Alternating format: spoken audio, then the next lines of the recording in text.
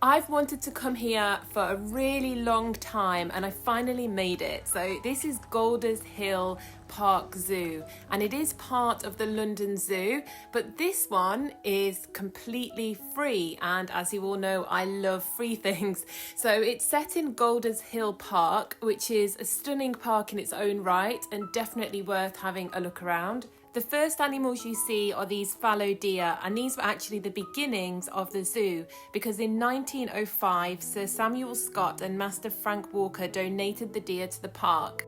And that was where the history of the zoo began. The zoo used to have a lot more exotic animals, but over the years they've been undergoing a series of changes, with a focus now becoming on the story of wildlife in Britain. I'm pretty upset that I missed the butterfly house because there used to be a free butterfly house here that you could walk into, and that's something that I've been looking to do for a while now, and unfortunately it closed over the pandemic, I believe. The zoo is definitely worth a little walk around. If you've got a few hours spare and you're in London, do check it out.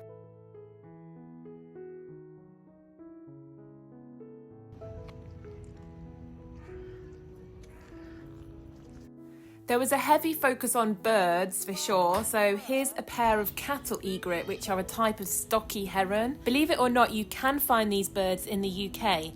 They were first reported to have bred in Britain in 2008 when two pairs were nesting in Somerset. There have been more breeding attempts recently and the numbers are expanding.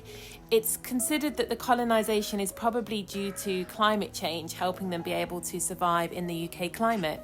As you can see, there were also some ducks in the pond, and there is a bit of a common theme here with some very regular British wildlife that you're going to wonder why it's in there. Oh my god! Oh! Here is another type of egret, and it scared the living daylights out of me. I thought it was coming straight for me.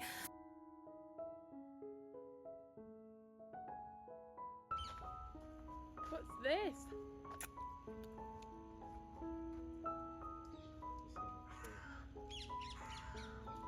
Here we have some really funky, cool looking chickens and a cockerel.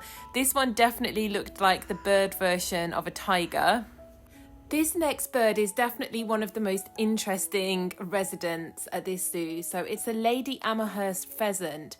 And these are originally from China and Burma. However, it was introduced to the UK by Sarah Amherst, a British naturalist and botanist who, of course, the bird is named after. Some escapees from her collection managed to establish themselves as self-supporting feral populations. By 1971, the population in Buckingham and Bedfordshire was estimated to be around 200 pairs. However, by the late 1980s, the population had started to rapidly decline, and they are now considered extinct, unfortunately. In 2015, there was just one reported male, and its location had to be hidden from the public. The bird only existed for around 150 years in the UK, and for some of that time it had to be artificially fed. So some argue it should never really have even been included on the British list and was never a properly established species. So here we have a bobcat, which is actually a lot more prevalent in the US, and it's their most common type of wild cat, being able to run up to 30 miles per hour. There was a wildcat population in Scotland for a long period of time. However, unfortunately, they are now close to extinction. Due to their existing numbers, they are actually considered functionally extinct. However, not all hope is lost, as there are many projects to help revive populations in Scotland. Recently, there was a release of 22 wildcats into the national park.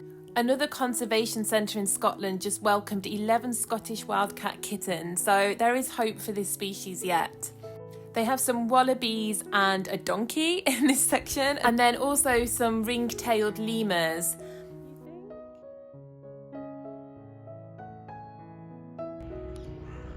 It's a pigeon.